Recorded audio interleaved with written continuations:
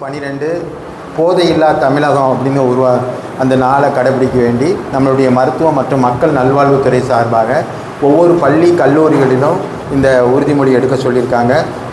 அந்தந்த நிர்வாகத்தினுடைய தலைமையில் வந்திருக்காங்க. இந்த கலெக்டர் நமக்கு இன்ஸ்ட்ரக்ஷன் கொடுத்துருக்காங்க. குறிப்பாக நமக்கு இது எவ்வளோ முக்கியம் அப்படின்னு கேட்டிங்கன்னா, நம்ம தான் நோயாளிகளிடமும் நோயாளி உறவினர்களிடமும் அதிகமாக நம்ம சந்திக்கிறோம், பேசுகிறோம், அவங்க கூட இருக்கிறோம் வார்டில். அதனால் வார்டில் நீங்கள் இருக்கும்போது இந்த போதையினுடைய தீமைகளை பற்றி நீங்கள் எடுத்து சொல்லணும். அதுதான் ரொம்ப முக்கியமானது. ஆனால் நம்ம மருத்துவம் சார்ந்து செவிலியம் சார்ந்து இருக்கனால நம்ம இதில் ரொம்ப முக்கிய பங்கு வகிக்கிறோம்.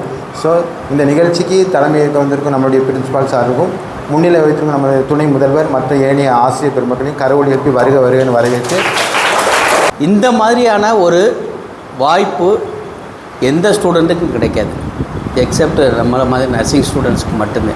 ஸோ அந்த வாய்ப்பை கரெக்டாக யூஸ் பண்ணணும். போதை பழக்கத்தால் ஏற்படும்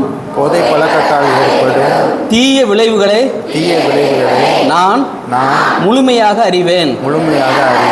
நான் போதை பழக்கத்திற்கு ஆளாக மாட்டேன்.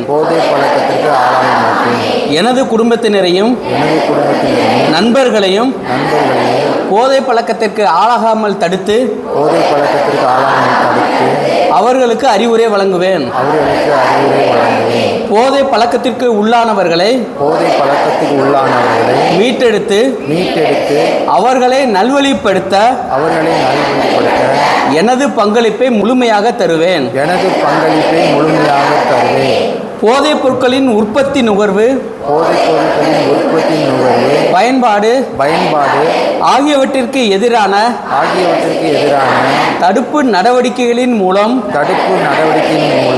போதைப் பொருட்களை தமிழ்நாட்டில் வேற இருக்க அரசுக்கு துணை நிற்பேன்.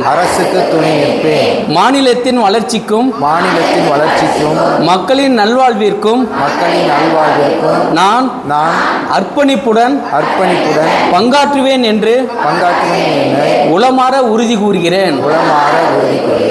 நன்றி.